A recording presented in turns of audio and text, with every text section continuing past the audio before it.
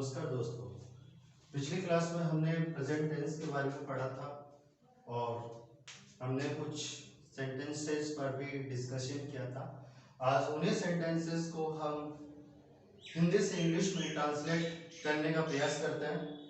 तो इसमें जो पहला सेंटेंस था कि मैं सुबह 5 बजे उठता हूँ, तो इसमें हम क्या करेंगे, सबसे पहले जो सब्जेक्ट है अपना सब्जेक्ट को लेंगे। सब्जेक्ट इसमें मैं है, मैं को आई कहते हैं, तो यहाँ पे हो जाएगा आई।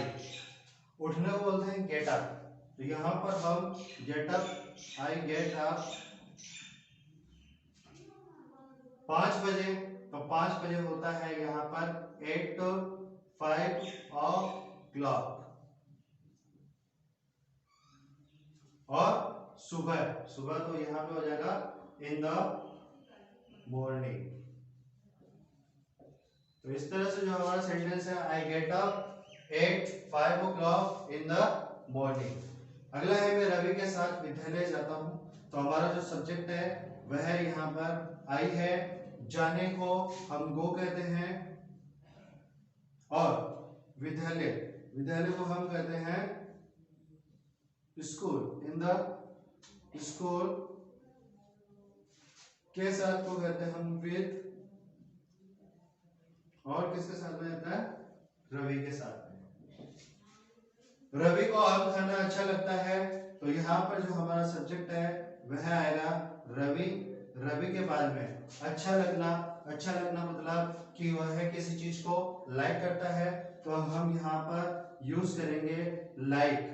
और जैसा कि हमने बताया था कि जो थर्ड पर्सन होता है, जो सिंगुलर नाउन होती है, उसके साथ में हम एस या ईएस का यूज करते हैं, तो हम लाइक के साथ में एस का यूज करेंगे, तो यहाँ पर हो जाएगा लाइक्स। तो रवि लाइक्स क्या करता है, Ravi likes eat, Ravi likes eat to mango, eat to mango. Ravi को आम खाना अच्छा लगता है। अगला है सोहन श्याम के साथ शाम को बगीचे में क्रिकेट खेलने जाता है, तो यहाँ पे क्या होगा, सोहन सब्जेक्ट हो जाएगा और खेलना, खेलने को हम कहते हैं प्ले, और इसमें जो वर्ब है वह हमारी है जाता। तो सबसे पहले हम जो वर्ब है उसको लेते हैं, यहाँ पर वर्ब आएगी गो, और हमने ये कहा था कि जो थर्ड पर्सन है, थर्ड पर्सन के साथ में हमेशा एस या एस का यूज होता है सिंगुलर नाउन के साथ में। तो हम यहाँ पर जो जी ओ है वह हमारा वर्ब का अंतिम अक्षर है, इसलिए हम यहाँ पर ईएस का यूज करेंगे, इसलिए यह गोज हो जाएगा। अब हम चलते हैं वर्ब से वापस पीछे की तरफ, सब्जेक्ट की तरफ। जाने को हम कहते हैं यहाँ पे गोज, खेलना, खेलने को हम कहते हैं प्ले। क्या खेलता है, cricket. Sohan goes play cricket, cricket. बगीचे में, बगीचे को बोलते हैं in the garden, in the garden. कब, शाम को या शाम में, तो यहां पे आ जाएगा in the garden in evening, in evening.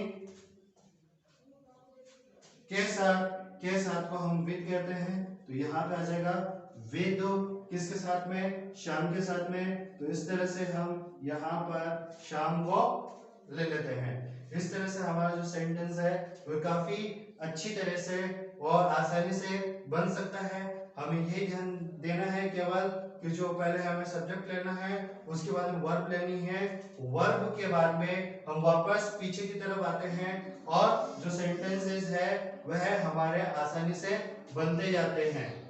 अगला जो टेंस है हमारा वह है present continuous tense. Present continuous tense है, उसमें हम इस एम आर का जो है हेल्पिंग वर्ब है उसका यूज करते हैं। तो अगला हमारा जो टेंस है वह प्रेजेंट कंटिन्यूअस टेंस। इससे पहले कि हम इस टेंस को पढ़े, आप सभी से यही गुजारिश है कि आप हमारे चैनल को ज्यादा से ज्यादा लाइक करें, शेयर करें, सब्सक्राइब करें और आपके जो सुझाव है वह भी हमें देने का प्रयास करें। तो हम करते हैं प्रेजेंट कंटिन्यूअस टेंस। इसकी पहचान क्या होती है? इसकी पहचान यह होती है कि हिंदी वाक्य है उनके अंत में रहा है, रही है, रहे हैं, जो इत्यादि शब्द है वह आते हैं। हिंदी वाक्यों के अंत में रहा है, रही है, रहे हैं इत्यादि शब्द आते हैं। जैसे मोहन घर जा रहा है, मोहन घर जा रहा है। तो यहाँ पर यह जो सेंटेंस आया, यहाँ पर जो ये वर्ब आई, यहाँ पे हमें पता चल जाता है कि हमारा जो टेंस है वह कौन सा है। यहाँ पर रहा है, आ रहा है, इसका मतलब हमारा जो टेंस है वह प्रेजेंट कंटिन्यूअस टेंस है। अब इसकी हम सेंटेंस स्ट्रक्चर की बात करें, हिंदी से इंग्लिश में ट्रांसलेट करने के लिए जिस स्ट्रक्चर की बात होती है, तो वहां पर हम सब्जेक्ट लाते हैं। सब्जेक्ट लाने के बाद में हम हेल्पिंग वर्ब है इस, एम, आर, इसका यूज करते हैं और उसके बाद में हम वर्ब की जो फर्स्ट फॉर्म है उसमें हम आईएनजी का प्रयोग करते हैं और आईएनजी का प्रयोग करने के बाद में हम ऑब्जेक्ट लगाते हैं। जैसे सब्जेक्ट हो गया, इज़ेमर हो गया और वर्ब की फर्स्ट फॉर्म और उसमें आईएनजी जोड़ना है और ऑब्जेक्ट लगाना है। अब बात करें इस एम आर की कि इस किसके साथ में होता है, एम किसके साथ में होता है और आर किसके साथ में यूज में होता है। तो यदि हम बात करें इसकी, तो इज है वह हमेशा थर्ड पर्सन और जो सिंगुलर नाउन है उसके साथ में हम इसका यूज करते हैं। और जो एम है वह केवल और केवल आई के साथ में यूज होता है और जो आर है वह सेकंड पर्सन और जो प्लूरल नाउन है उसके साथ में हम आर का यूज करते हैं। लेकिन कभी कभी हम आई के साथ में इसका यूज भी करते हैं और दुनिया का यह एकमात्र इकलौता ऐसा सेंटेंस है जिसमें हम आई के साथ में इसका यूज करते हैं। आपने पढ़ा होगा कि आई के साथ में अधिकतर हम एम का यूज करते हैं, लेकिन एक ऐसा सेंटेंस है जिसमें हम आई के साथ में इसके एम के अलावा इज का प्रयोग करते हैं। वह सेंटेंस है I is the 9th letter in English alphabet कि अंग्रेजी वर्णमाला में जो 9वां अक्षर है वह आई है। तो I is the 9th letter in English alphabet। ऐसे सेंटेंसेस में हम आई के साथ में इसका यूज भी कर सकते हैं। तो अब हम बात करते हैं इस सेंटेंस की, इसको हिंदी से अंग्रेजी में बदलने के लिए सबसे पहले हमें सब्जेक्ट को लेना है। तो सब्जेक्ट हमारा इसमें मोहन है, तो हम मोहन को यहाँ पर रखते हैं और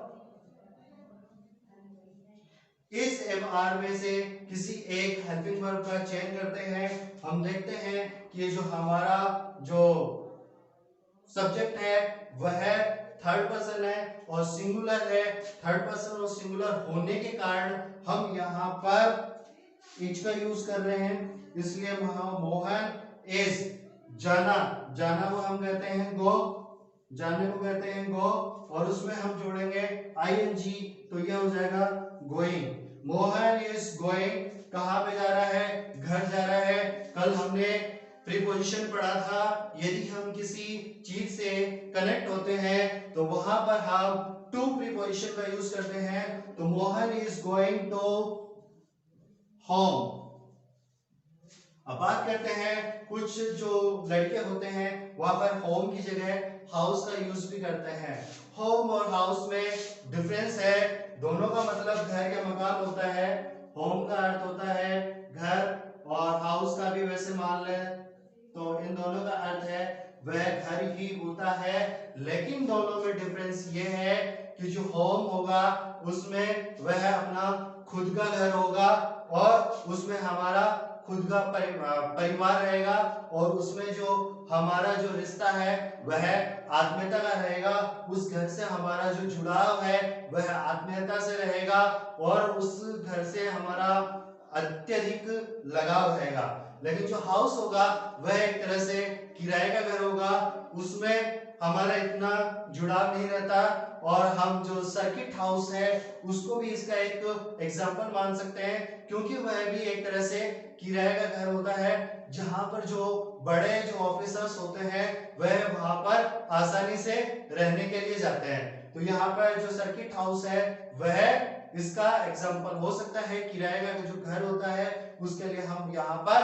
हाउस का यूज करते हैं और जो खुद का घर होता है उसके लिए हम होम का यूज करते हैं। अब आगे बढ़ते हैं, कई सेंटेंस बनाने की कोशिश करते हैं।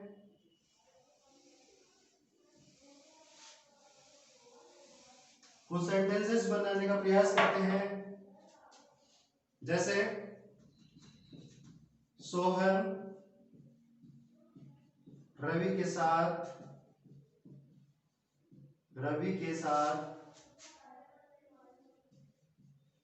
विद्यालय में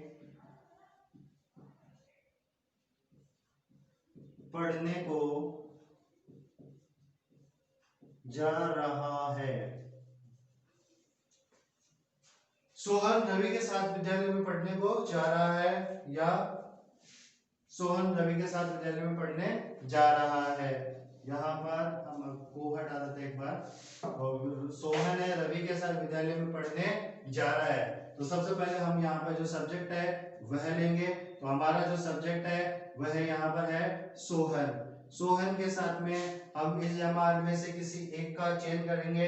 चयन इस शर्त पे करेंगे कि हमारा जो वाक्य है वह थर्ड पर्सन है या सिंगुलर है, फर्स्ट पर्सन है या सेकंड पर्सन है, इन सब का चयन करेंगे।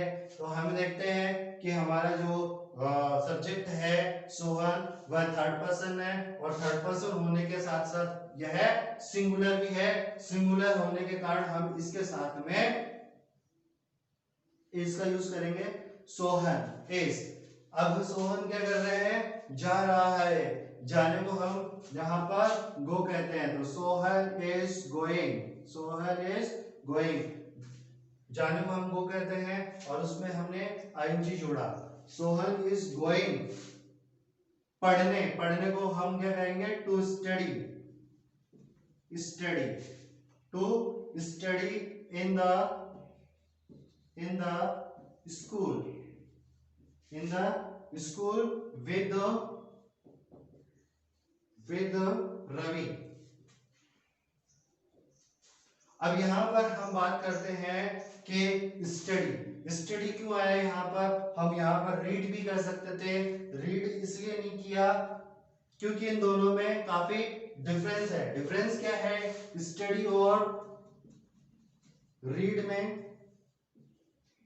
दोनों का अर्थ होता है पढ़ना। एक तरह से हम सामान्य अर्थ में पढ़े तो इसको दोनों का मतलब होता है स्टडी मतलब पढ़ना, रीड मतलब पढ़ना। वैसे स्टडी का मतलब होता है अध्ययन करना। तो विद्यालय में अगर वो बच्चा जाएगा तो वो अध्ययन करने के लिए जाएगा, ना कि पढ़ने के लिए। अब रीड है, रीड हम किसी चीज को पढ़ते हैं, जैसे कोई किताब है उसको हम ऐसे ही पढ़ते हैं, ध्यान लगा कर नहीं पढ़ते।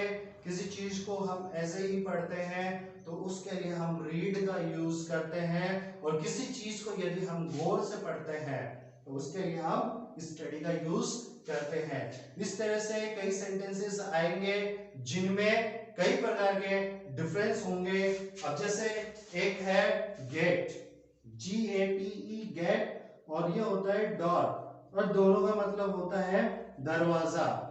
लेकिन इन दोनों में भी काफी डिफरेंस है। डिफरेंस ये है कि जो गेट है वह उसमें क्या होता है, पलड़े नहीं होते, यानी जो किवाड़ होते हैं, जो हम मारवाड़ी भाषा में कुआड़ बोलते हैं, वह नहीं लगे हुए होते हैं, जबकि डोर में ऐसा होता है। जैसे इंडिया गेट है, इंडिया गेट को इसलिए इंडिया गेट कहा गया है कि वहां पर जो किवाड़ है वह नहीं लगे होते हैं, इसलिए वहां पर हम इसको गेट कहते हैं। तो अगला सेंटेंस बनाने का प्रयास करेंगे।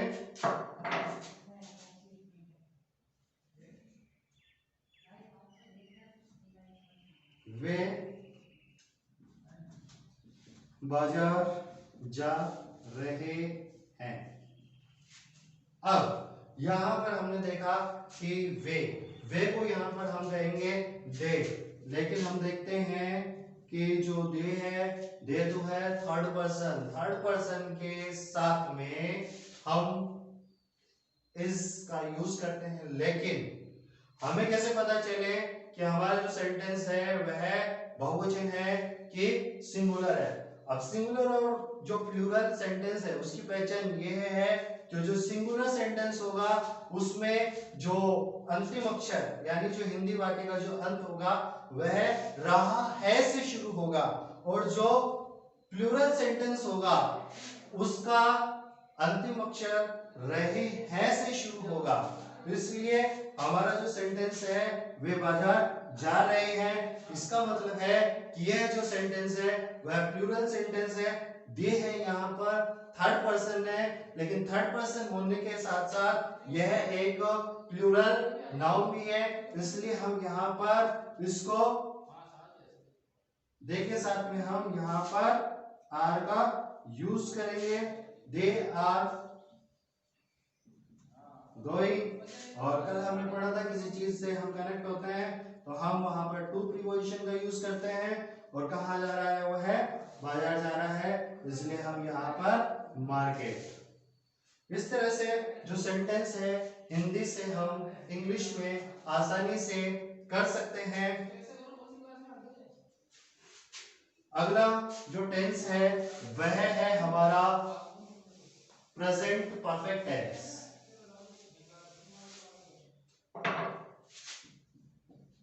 Present perfect tense. Present perfect tense है उसकी पहचान क्या होती है? उसकी पहचान यह होती है कि हिंदी वाक्य के अंत में चुका है, चुकी है, चुके हैं इत्यादि शब्द वह आते हैं, जैसे राम खाना खा चुका है। तो ऐसे सेंटेंस को हमें बनाने के लिए सब्जेक्ट प्लस जो हेल्पिंग वर्ब है हमारी हैज या हैव, वर्ब की थर्ड फॉर्म प्लस ऑब्जेक्ट। अब यहाँ पर सब्जेक्ट है वह हमारा राम है। अब बात करते हैं हैज और हैव की। जो थर्ड जो हमारी हेल्पिंग वर्ब है वह यूज में लेनी है, तो हम कैसे पता करें कि किसके साथ में हैज आएगा किसके साथ में हैव आएगा? हैज है वह थर्ड पर्सन, और जो सिंगुलर नाउन होगी उसके साथ में हम इसका यूज करते हैं, और जो सेकंड पर्सन है फर्स्ट पर्सन है, और जो भी प्लूरल फॉर्म होगी उसके साथ में हम हैव का यूज करते हैं। तो राम यहाँ पर थर्ड पर्सन है और सिंगुलर है, इसलिए हम यहाँ पर हैज का यूज करते हैं। राम हैज, खाने को हम ईट कहते हैं, सेकंड फॉर्म इसकी एट होती है और थर्ड फॉर्म इसकी ईटन होगी, इसलिए राम हैज ईटन मैंगो। इस तरह से हमारा जो सेंटेंस है वह बन जाएगा। एक सेंटेंस हम एक और देखते हैं।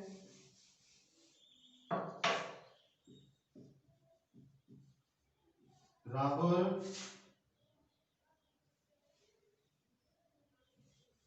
घर जा चुका है।